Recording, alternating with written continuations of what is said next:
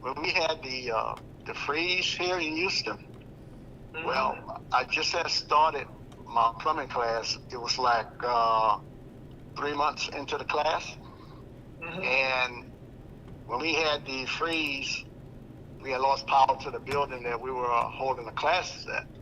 But it was so bad, and it was so much short of the plumbing. I had people calling me up, asking me. They thought that I had a plumbing company. I told them no. I said I have a plumbing class where I teach the students. They were so desperate. They were asking me to if I could bring those students out to repair their plumbing. I said, no, man, they can't. They haven't been there long enough. That's how bad they wanted to offer whatever the price I wanted to get these guys out there. That's how bad it was. That's the one area right now that I've been a union person, a former organizer. Well, let me tell you a little bit about my background so you understand why I was talking this way. I've been organized with IDW, local troops in St. Louis, for many years. Okay, and one of the things that we were doing here is training people how to be electricians. Right. And that's and when we say electricians now, that means your electrical, that means your broadband, your social media, all of those things that you depend on in your everyday lives. At some point, electrician is going to touch your life. Right. If they don't touch your life, okay, a carpenter going to come along someplace, and touch your life. And one thing that everyone need to have now is air conditioning and heating. That's true.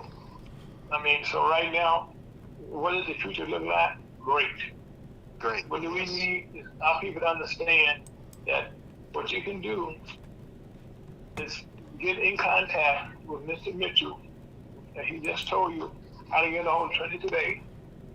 And that is the first step that you can take for your own self. We always used to ask a person, what can I do? What can I do to change my life? It's kind of simple right now, okay? And I agree with that, right. And I also in the process of opening up a school in Connecticut. So I've had people out of other states inquire about opening up a school in their prospective areas. And Mr. Mitchell, the good part about what we're saying here, that it is time that we as a people of color look at what is going on. I know traditionally the trades have been something that did not want to work with minorities, and I've had workshops, but now that is the least of their problems. They need bodies now. Now is the time for you to come in and provide a living, as a tradesman, journeyman, in all these different areas. One of the things about, I will say this to you, and please, once you get your training, no one can take that away from you. That's correct. A matter of fact, most people right now that like Mr. just said, if you're a trained electrician, you can do all the side jobs you want. Yep. It's almost like if you're a trained mechanic. You have work, you have work. If you're an electrician, if you're a person that hears air conditioning, or if you're a carpenter. So please listen to what we're saying, if you can. Call Trinity Bay, and then you say, where do I start? Trinity Bay Institute. And we're not ashamed to say the time is now. Yes, it is. So, Mr. Mitchell, so now since we know that people have a place to go, and this is something that the National Chamber of Commerce is endorsing. We're going to be doing some things here in Missouri, which we already doing. We're going to surprise you here in Missouri. One of the things that the Missouri Chamber of Commerce is working on is a broadband institute of training in broadband in our state. That's something that we're working on. So we're going to work in construction. See, we all need to work together in doing this. And ideally, what we're doing will spread to our other chambers. In every state that you go to, there's money being put out there for us for these positions. Right. But the question is, how do I get the money? That is correct. And now, to get the money, you create your own company, and I will show you, and these majority comments will show you how to do that, how to grow and create wealth for you and your family. That is what we're talking about today. And we're saying that this show is kind of one of those programs that we don't talk about a lot, about how can you say, well, first of all, I don't have the money. This point, we're not saying you need a lot of money. The money is there for you. Yes. I mean, most of the training is already being paid for. I mean, and that's why Mr. Mitchell now needs donations to his school. And we're asking you now that you can see results. People say, well, I can't see where money is going. Well, right now, it goes into your community right now. There's not a community out here now that do not need some electricians, that does not need some carpenters, that do not need some air conditioning workers. Even mechanics. All these things are things that everybody needs to be involved with. And now we say people of color. Right now, in this country right now, people are aware, we say blacks now. We only have 16% of the whole population.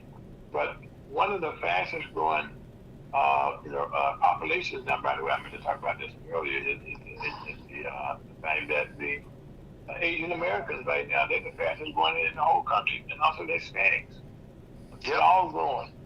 And right now, we all got to work together because they all fall up under the umbrella of minority now. Yep. There was a time when you said minority, you talk about blacks. Well, we've been preaching the back of the bus again.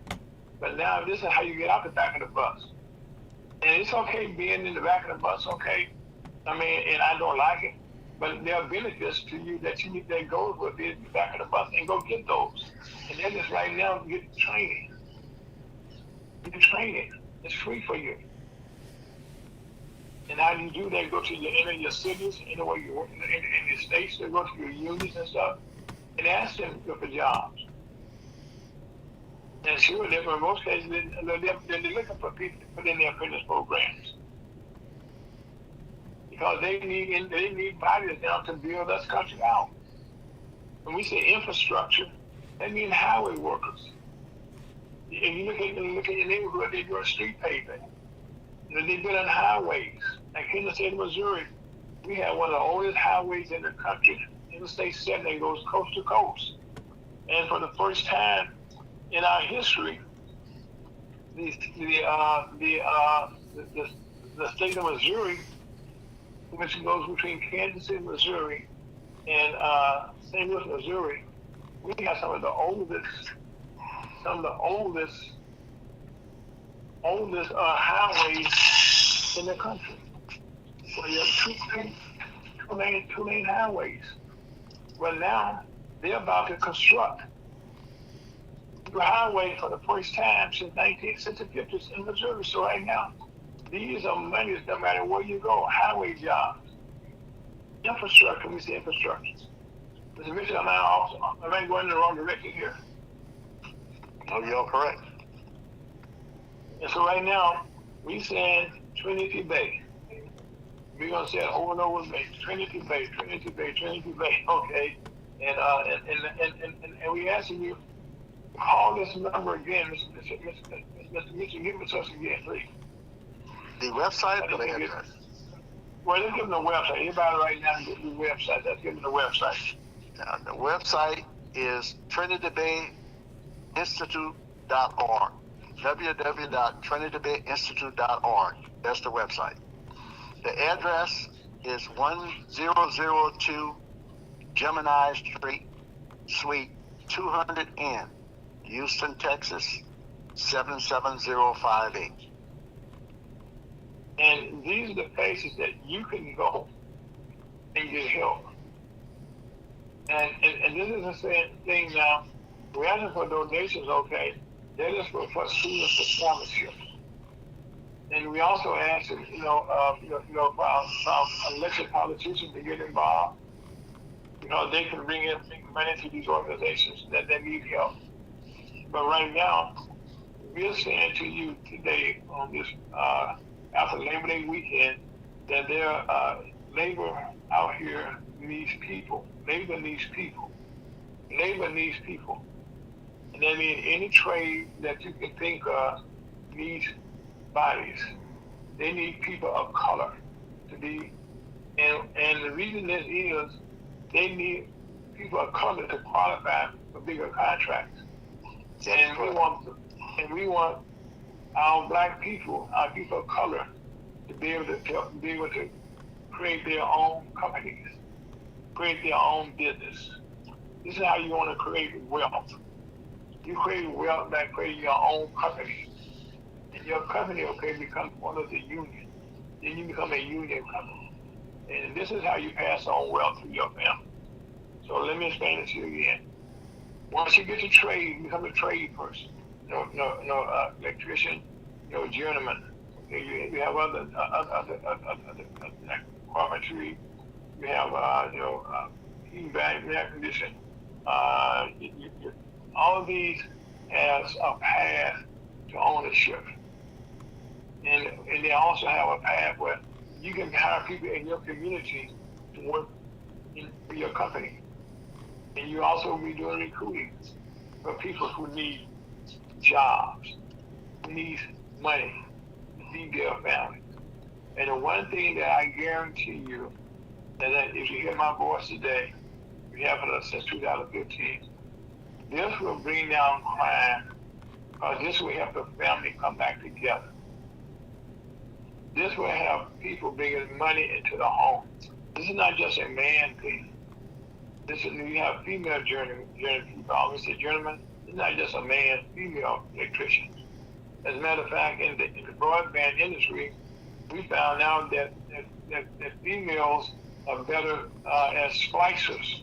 When they come to splicing, which means connecting the wires, but they have smaller hands. So it's not always just a man's world, as Mr. James Brown would say.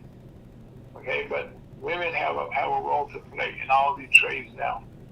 And matter of fact, you go down the highway, I know down in Texas and around this country, you see all these big rigs now. You see little bitty women driving those trucks. Yep. In my previous two classes, I've had several females that passed the CAP class and became electricians. Last year I met with one of the plant managers at one of the plants down here at Dow, and he was saying that the big push is just to get the females into the trades. That's the big push now. Yes. And it is okay. The good part about that is you have good hours that you would have one job, not to work 2 or 3 jobs. Right. And if you work a long day in overtime, if you make it $50 an hour, and on your regular hours, if it's overtime, that's at $5 an hour. Yeah. And then on a holiday, you get double time. Yeah, that's correct. So right now, I'm enjoying talking about the benefits of being into the trades and the unions right now. And we offer you a path now to get that done. We're offering you a path to get. As a matter of fact, Scott, we're gonna put that up on our website for the station here. What's that? Information. Okay. Yeah, we're gonna put something up in the near future about that as we start looking forward now. We got some plans in the making now that we're making some adjustments here with our stuff we're doing in Missouri here to make sure we kind of coincide a bit more with Mr. Mitchell to do it. We can all work together moving forward. Because the one thing here, we all need to find jobs for our people. Get them off the street. If you give a person a trade, we do a fishing derby here every year in St. Louis. We had a nice turnout this past year. We teach you how to fish. We feed your family for a lifetime. Well, if you get a trade, you can feed your family for a lifetime. And those are big fish that you're getting, not small fish. Right now, like Mr. Mitchell just told you during this training, when the storms hit, people want his trainees before they can get out of school. In my fact, that is true because years ago I had a training program where I trained in radio years ago, and I had trained. We had 10 people that we were trained, and all 10 people that we trained were had jobs before they got out of school. We talking about one with network radio stations because they needed black people in the industry, and things are more dire now than they were then. This was back in the late 70s. Yeah. And that's how long this demand been here, but there has been no way for black folks to have access to it. And it's been there, but we have not created a relationship. And what we're doing through with Mexican Commerce, we have relationships here, in Missouri with the unions. And we want to share that with all the members around the country with our chambers. Because the same thing happens in each one of our states in the whole country. All right, Mr. Mitchell? That's correct. That is correct. So let me be quiet, and you, I guess, I've been talking too much. Y'all know to listen. I like to talk. But basically, what I'm saying is this is a vision that was given to me by God a long time ago when I came out of college, graduated from Sun University, received my electrical engineering degree, and I was able to work in the plants and work alongside some of the trades and stuff. So I noticed this years ago.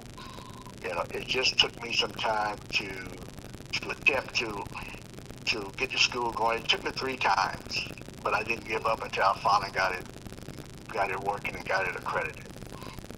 See.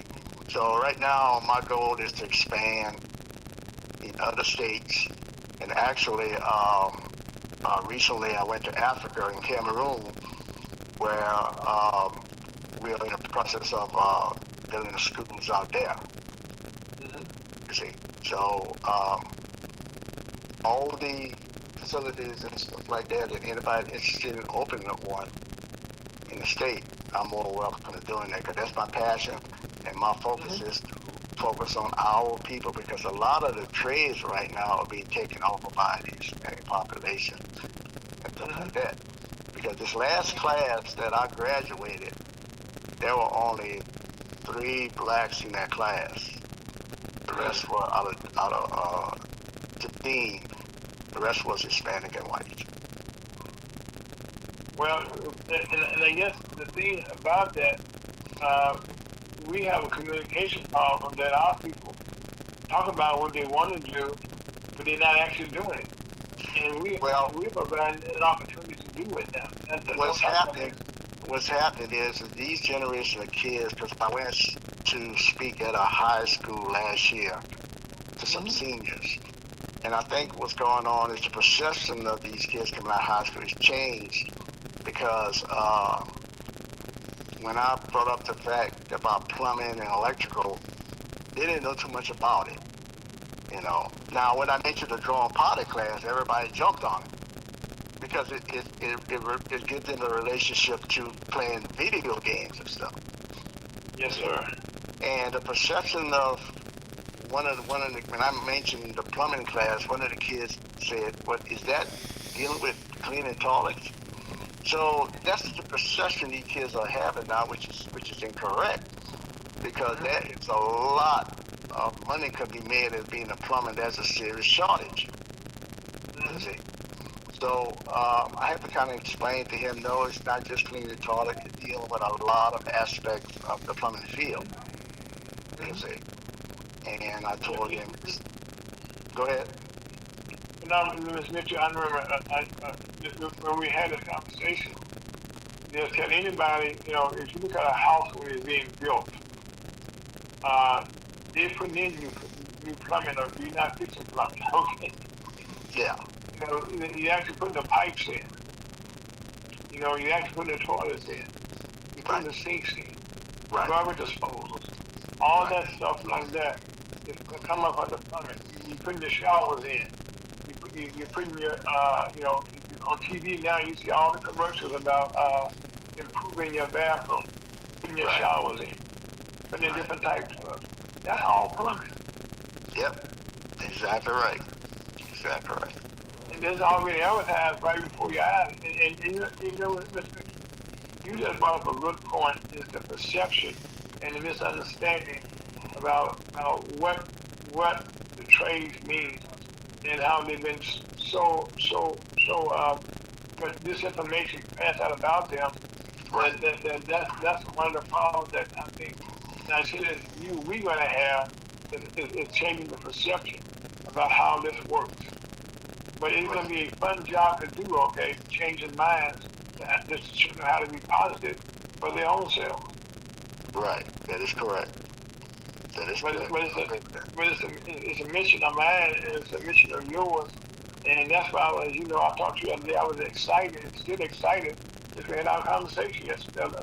We talked in detail the other day, and it's just been amazing how you energized me, and we're going to energize the country together through the National Chamber of Commerce. Right. I agree. Because all of our chambers have the same niche, okay, for these trades, no matter where you are, no matter what state you're in, no matter what city you're in, they need to have work done, and they need people to do the work. Exactly. And I just gave you statistics a few minutes ago. I try to do it once a week. It's telling the people right now we had fewer layoffs than we have had since 2023, last March. Okay, and also then we're looking at the good part about that they have an increase in jobs. Right. We had 142,000 new jobs that were created. And so that means that's creation of jobs in building our economy. And we want to be a part of that economy being rebuilt. And the best way to do that is through the trades. That's correct. And the best way to do that is to create your own company. Yeah. And the fastest way to create your own company that can make money right away, if you start working in the trades, and becoming like a mechanic right now, you can get a job in General Motors, Ford Motors, the other gentlemen, the Jeep and people like that. Well, if you can get in one of those trades for them, you can start your own company, and then at that point, they will continue giving you more work to grow your company. That is correct. That is correct. And that's what we want to advocate for our members around the country. Is we're looking for you beautiful to grow our chamber nationwide. Right. And another issue that I been running into with trying to get students into classes is transportation. I mean, I went to these job fairs and I signed the students up, and they said, yeah, they're interested. But a lot of times when the time comes for them to attend the classes, especially the kids that are with single parents, it's hard for the parents to drop them off at class. Because my class was being offered that night. Okay. And I tried to set my schedules, which is convenient. Say that again, sir. Nighttime class. It's being offered at night. That's why I offer the classes. And I had to adjust my schedule to accommodate the single parents. So I was running the class like twice a week, but I changed it to one night a week for 3 hour, 2 hour lecture, 1 hour lecture. That way, the single parent wouldn't have too much issue dropping their son or daughter off once a week. See, so that's the issue what we're dealing here in Houston. So we're trying to come up with an alternate plan to find some type of transportation to get these kids to my school. Those that don't have a vehicle in order to get to the school. Mr. Mitchell, I have an idea which I'll talk to you about off the air, okay? That may be able to kind of remedy that situation that you just came up with, get the transportation addressed for the schools. There's a way to address that. And I think like Reverend Lyles talked about today, that God gave him a vision this past week, okay, about where you can liberologists. I can't pronounce the word too clearly, but he's breaking down in the next couple of weeks what the word means from the Bible. Well, in doing that, okay, you gotta understand how we got to make adjustments to figure out how to make your program successful. Right. So we got to go away from traditional ways, okay, of doing things. Look at things in a whole new light for us to be able to make something possible. Right. And that's why we have to become more creative, okay, as we grow ourselves, grow what we're doing. And I think that's the thing that I hear you saying here, that we will be able to do as we do things. And I think we have several models that's there that we can bring to the table that will be able to open some doors and some opportunities at the same time. And I think that's the thing that Trinity Bay is the opportunist for people who need help. Right. And you don't have somebody come on our station too many times that said, I want to come out and help you change your life and show you how to change your life and work with you to get it done. And that's what Trinity Bay is telling us right now. And right now, we know we're talking primarily, Mr. Mitchell is in the state of Texas, the state of Louisiana right now, and he's going some other places. But at the same time, this is how you make change in small steps. But at the same time, I have this conversation with other people and say, hey, I want to be a part of something like that. And we as blacks as a whole don't communicate like we should about things such as we're talking about right now. And so that's why, man, yes, and now get involved with Trinity Bay. Mm-hmm. That's correct. And another thing too is that people are not used to a black man owning a vocational tech school. So that is something that was bringing new into the fold. You see, so that's something that they have to accept, and I have to accept. They have to realize that this is not no joke. This is something that's actually happening. You see. Mm-hmm. Well, Mr. Mitchell, one of the things, unfortunately, in the trades, it was determined years ago that there were certain businesses that blacks were not supposed to be involved in. And each one of the trades, okay, were like for different nationalities that came in. Right. In the history. And in it, okay, we just fit into the picture. Mm-hmm. When they came to black folks, they want us to be slave labor, which is free labor. Right. And that's not really beneficial to our community, because we've been cast, identified in the wrong light, and not being a part of the growth of the country that we want. Because I think getting away from that slave mentality is something that's so hard to do. That is correct. At some point, we got to start doing that. And I applaud you as a black businessman, who's so in need after going to school in his own trade, okay, but was determined after 3 times not give up.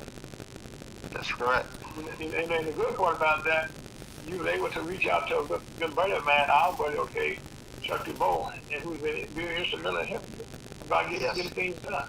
Yes, Charles has been a great help, and he's been a good advisor to me as we move forward into this. We're going to make very good advice.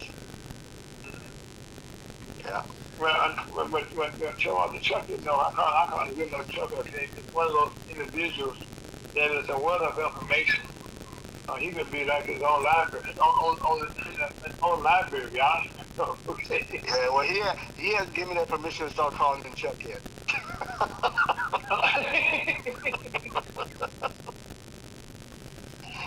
Well, okay.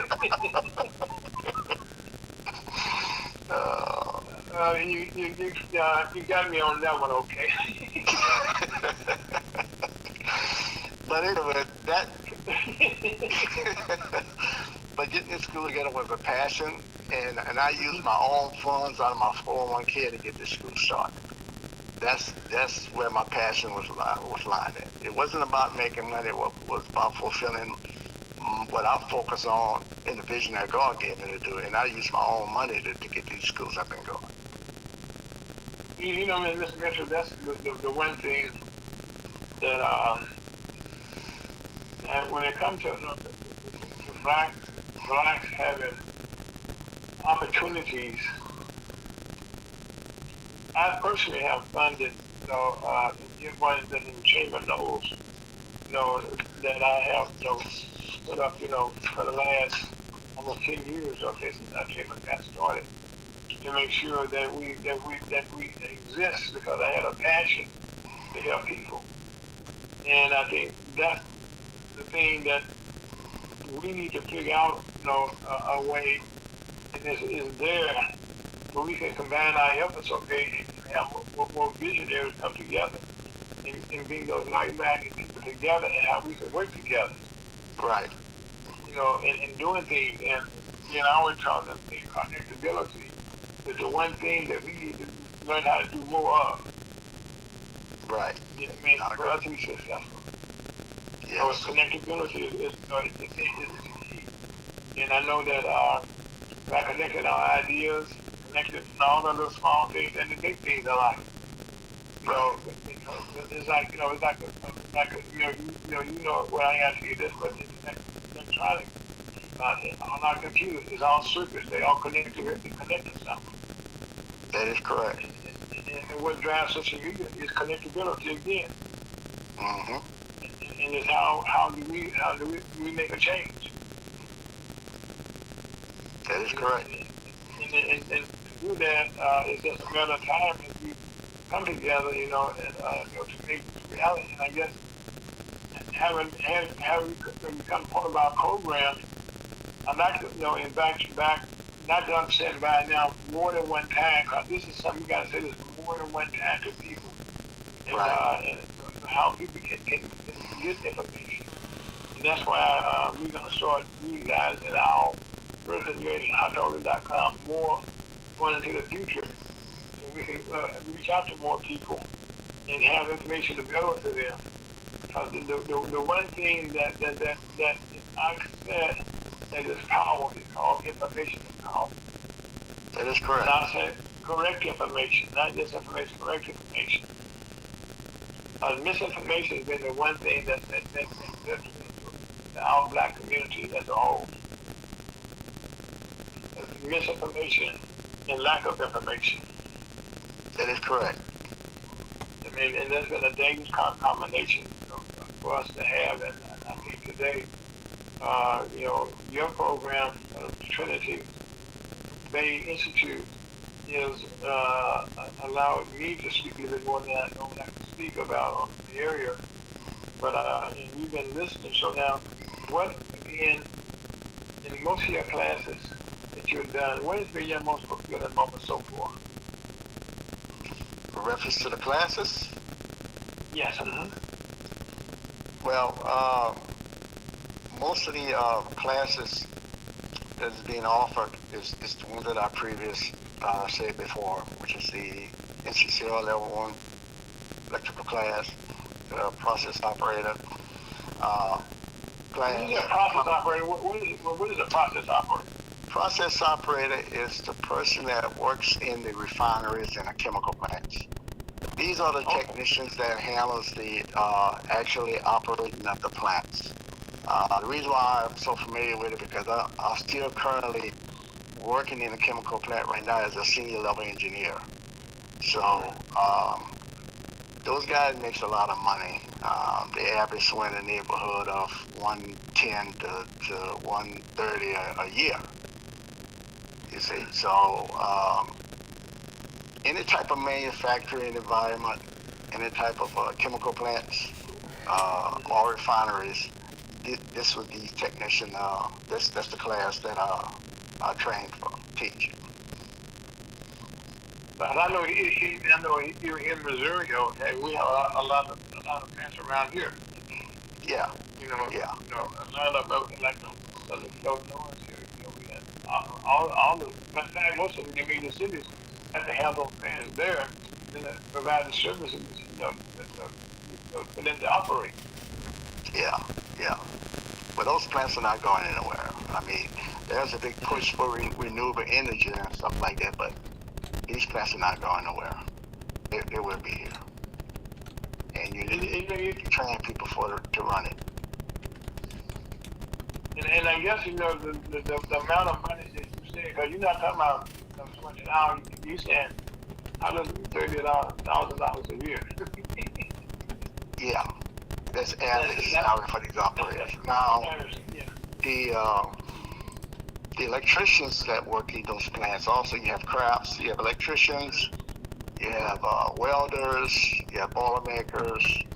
So you have a whole slew of crafts that's working in those plants. But those electricians pulling around the same thing between 130 to 140,000 a year working in these plants. Of course, that would entail a lot of overtime also. So there's good money to be made in these trades. You just gotta have these kids just gotta have the determination to go after them. Yeah, and the idea is that you got to lead along, they're trying to get a McDonald's job, nothing gets McDonald's job that get started. But you also to me that you say that, I was at a job fair about 3 months ago in Fifth Ward, and they had some students that came to my table, and I explained the classes that are being offered.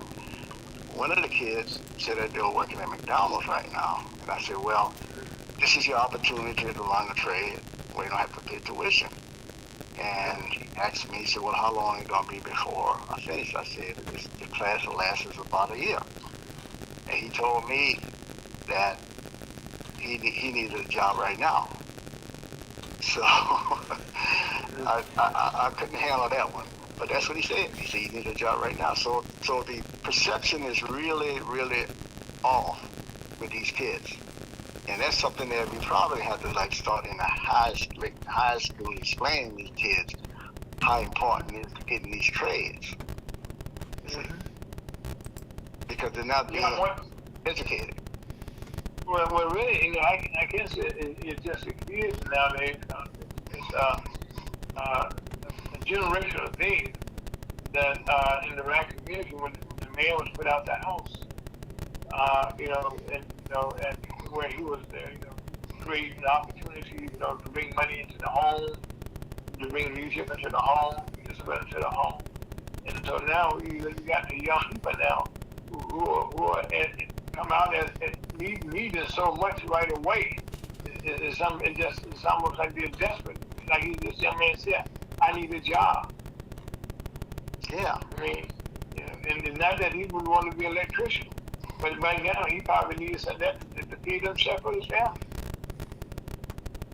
Yeah. And Mr. Mitchell, that we don't talk about this stuff, but a lot of young people right now are becoming parents at a very early age.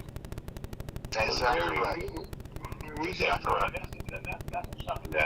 That's something that's not being discussed in our communities, period.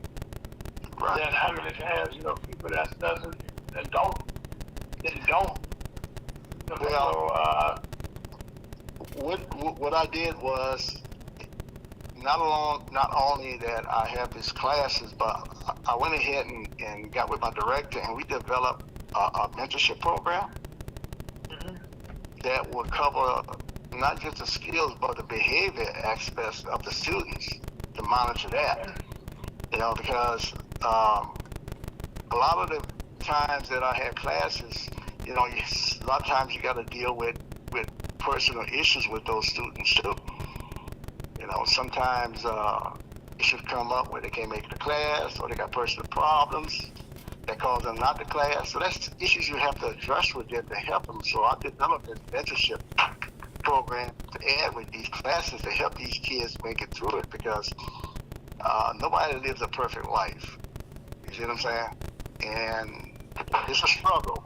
and they try to attend these classes, but they still have personal issues to deal with at home. So you got to kind of balance that out to help these kids to make it through the classes, because I have to report this data to the state every year.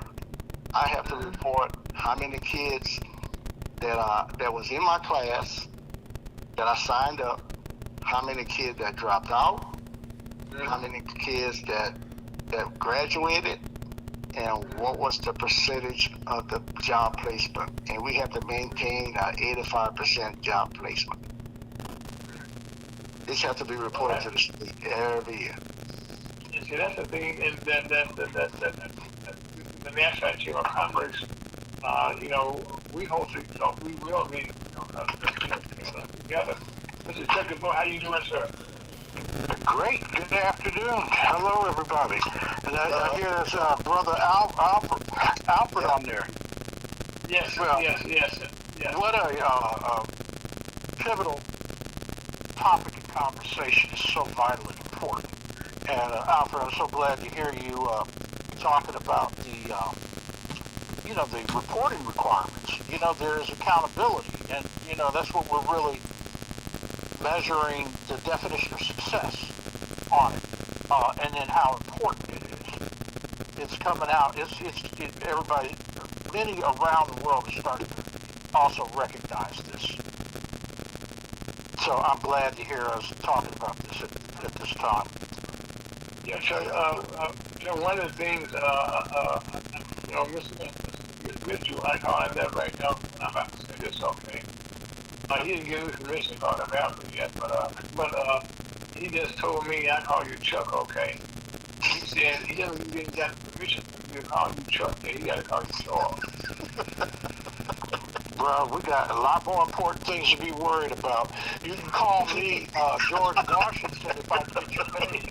I knew. You know what I'm saying? Let me tell you. One of the reasons that Alfred Mitchell is here with us today is because he has been almost starting from being, forgive me for just talking about it, but no, vocational education was swept to the side. It was just like, instead of dealt with, it was just thrown away, taken off when the, I forgot which administration it was, but there was a time you could use government scholarship money for vocational education. And when they took that away, to take that away from you, like the national name brand type vocational institutes, they stopped being able to use traditional scholarship money for that. And then it was short time somewhere after that all that varsity gate stuff started happening. We started seeing that education was being manipulated, from a standpoint where we weren't really paying attention to. While that happened, vocational education was no longer being considered a viable option for education. It was like you almost had, if you weren't going to a name brand school, really they try to make it like Ivy League, that, you're nothing or you're of a lesser standards or quality. Well, here we are right now where what's the value of that education if you can't be employed, if you can't use it? It's like suddenly it's an intrinsic value. Can we sit around somewhere and say, oh, I have a college degree and all that? Yeah, but, do you have rent money? Can you feed your family? Well, vocational education is one of those things where you could almost like go for a week or two and start learning stuff. You could be, and you got a little union experience. You could be an apprentice. You could work alongside someone and teaching you on the job, and you're getting it. But guess what? You on the job, and you're getting paid. And then all of a sudden you say, well, I'm going to go ahead and get the certificate so I could be a whatever classification you call it. Journeyman or a expert or dare to have your own shop. Your own business. Yeah, that's right. So that's where we've kind of been heading back, and I've seen the challenges that Trinity Bay Institute has had. in getting going, and I have to applaud the staff and all the people involved with it. They persevered. They didn't give up. And, they got a old knucklehead like me that's saying, who cares what people say you can't do? We're going to go do it. We got to do it. We got to go on. And we kept pushing to the point now where it is a key cornerstone to economic development globally. The whole reason somebody comes into your country and tells you, or your community, and tells you that, oh no, we got to have people coming from another place because y'all don't have anybody that can do the work. And even when the work gets done, those people from out of town or out of whatever, out of country come to do it. Guess what? They packing up and going home. I was in Suriname, South America. They hired India to build them a power grid. And they built it, and it worked. And they went home, and guess what? It broke, or it needed maintenance, or it needed somebody to tell me what's going on with this or whatever. They have nobody there that can do it. So what happens is you start having like brownouts or electrical storm or earthquake. Anything that happens is somebody needs to tell me what's going on. It's like your cable going out or something. It's like, well what? It's the energy, it's the power system, it's this, it's that, it's whatever. But they didn't see fit. And they have these deals too with the government where it's called BTO, build it and turn it over. So there's public-private partnerships, which are PPPs, there's BTOs. And so when now we're in these conversations, we're saying that, I don't want to fool with you if you're not training nobody to do anything, if we're not bringing any local content. And that has put me straight up to the head of the class. Alpha was here with Trinity Bay, and they saw how the governments were reacting to this. Please go ahead, Mr. Folks. Well, Chuck, as you know, we came up with a concept some years ago about we were working with the unions to create wealth, our membership by allowing our people to go to the vocations, what's out here now, and become journeymen and start their own businesses and to get contracts. Right now, they need not only contract workers in the black companies, but them to qualify to get into the contract for blacks to benefit. And the quota okay that's still there identify minorities, which right now blacks fill all those needs. And here in Missouri, we have started the programs now. That's why I was excited to talk to Mr. Mitchell the other day, that we're doing what he's doing similarly at a high level that in Louisiana and Houston, here in Missouri, and we're training now in the broadband and the industry with the electricians unions. And we're going to expand that, and I will be working with Mr. Mitchell, Chuck, and working together with the National Chamber of Commerce, and we can create wealth right now for our membership, take advantages of creating jobs that allow them to become their own bosses, have their own shops, and then where they can pass on wealth to their families. And this is probably the quickest way for that now to be done. I should say the quickest way to do it. It's the most opportune way for blacks now to get take care of their families now and have people build in their own cities. We got just about to do this now. You build something in your own city with workers, okay, that's up in your own neighborhood. We live in your neighborhood, so if you break it down, they can fix it and maintain it at the same time. That's our idea. What we're doing here, we'll be doing here, and we're working with Mr. Future Chuck and things. We'll be this together, by the way. Were you a electrician? Yes, I'm local too. Oh, well, that's a match made in heaven. Yeah, yes. Yeah. So, Ira, one of the things that has just come about is in order to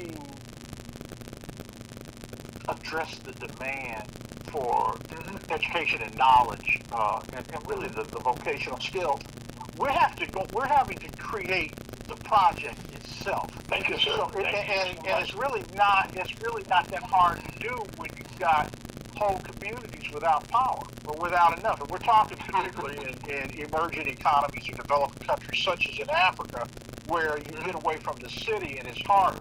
So there's a lot of solar related type of energy. There's some hydro and there's some wind and other things like that. But that solar is one where we've got investors, we've got energy companies, and we're bundling it together to where Mr. Mitchell is able to go in and have that conversation. And now we're going to be matching it up with the actual solar company, but we're now talking about economic development. How many jobs would this project create? And then giving Americans or anybody in the world for that matter an opportunity to invest in it. You don't have to be an electrician. You don't have to own part of a solar company to put up X number of dollars and own a piece of the project. You know, and how it goes. So I'm excited about that. We do have some interest in it in terms of clients. We're working on that right now, sealing the deal. And so let's look at whatever you two gentlemen come up with, I want to support it. But I'd love to hear that we're doing some training in the Missouri Black Chamber. Mm-hmm. Oh yes, yes. We are doing that. We have in the last 24 hours. Okay, we made some adjustments. Okay, to bring this more.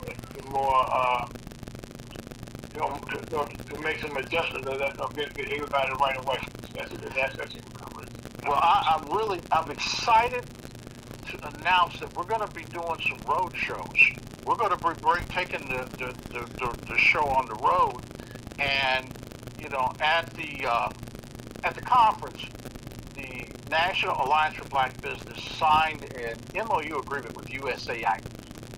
And we've been asked to support the mission vision of Prosper Africa, which is to promote trade between Africa and the United States. And in that is certainly the importing and exporting two ways for goods and services going to Africa and from Africa with African Americans in prominent positions. One of those things is certainly technology. Education, training, mentoring, partnering, joint venturing, and access to capital.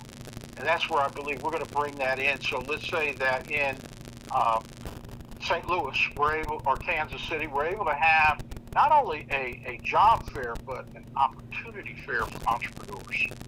And like we were talking about the farmers, here's a good one. There's a brother that farms rice out of, I believe he lives in Virginia, but his farm is in Arkansas. He's exporting 20 to 30 metric tons of rice a month to Africa. And the Africans are saying, well, we need to have our farmers tutored or taught or mentored on how to grow it here.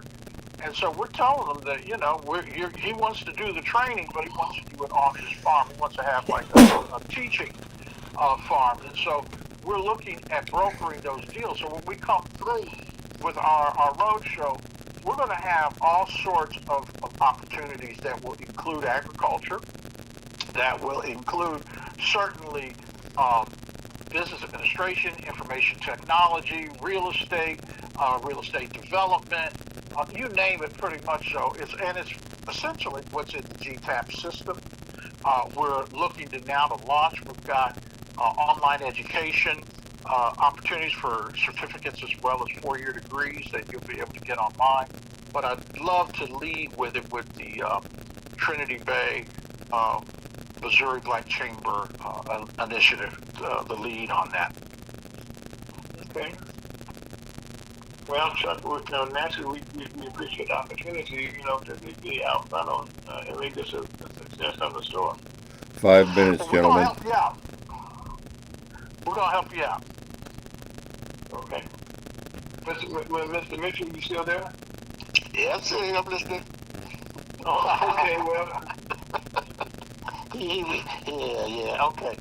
Well, he got a lot going on. I don't know how much you tell him, Mr. Mitchell, but I know it was. He hadn't told all of us. That's why he and I be talking next week, okay? get us on the same page. Because some things that I need and he needs, and we'll be both need together. That's the whole thing, and that's what happens with the National Chamber of Commerce. Okay. Matter of fact, Scott just gave us the 5-minute whistle, so right now we probably got 3 minutes left. So, Mr. Mitchell, at this point in the program, this is called Chuck the Bone in 3 minutes. So go ahead, Chuck. Talk to us, Mike. What you got for us? All right. Well, I look forward to picking back up on our civic sciences, our civic knowledge conversation we started last week, particularly going into an election. And the thing that I personally am perceiving is I like hearing the dialogue of people saying, don't vote emotionally. Get some information or get some background on it. And that's kind of like what we're really doing. This coming week, the Congressional Black Caucus Week starts in Washington. There'll be a lot of interaction with our political leadership and caucuses and meetings and webinars and workshops that the public is invited to. And then we've got the United Nations General Assembly Week coming up on the 23rd. We're invited to several events there. We're very engaged in, I almost want to call it the one people conversation, but it's so global. So like last night, we're at the Cuban Embassy for a cultural evening, but they contacted National Black Chamber and our partners as an outgrowth from the convention in Atlanta. They said, well, we want to invite the Africans too. And there is a warm and welcoming spirit of collaboration amongst people, ourselves, our diaspora. You don't have to be, this whole thing about the melanin and all that and how dark are you or black or whatever. All we know is there's a whole lot of people that got the same kind of challenges and the same interests and the same needs. And then there's some people that got stuff that they're willing to share or offer, say, well, maybe you could, I used what I got, but because of the climate, I grow a different type of product, or we have a different type of challenge, and because of your climate, you do have things that we don't have there, and let's work together and see how we can do it. So it sounds really basic and simple, but it's a whole nother thing when you get people coming together saying, all right, let's do it. Let's make it happen. So that's really where we're going, and I appreciate you giving us this opportunity and this platform to speak on this and encourage collaborations and new ideas and partnerships. So thank you to Mr. Ira Folks and the Missouri Black Chamber and to Hot Talk Radio. Bring us on USA HotTalkRadio.com. Amen. And also, amen, Reverend. Well, like something, and this is the beauty of today's program.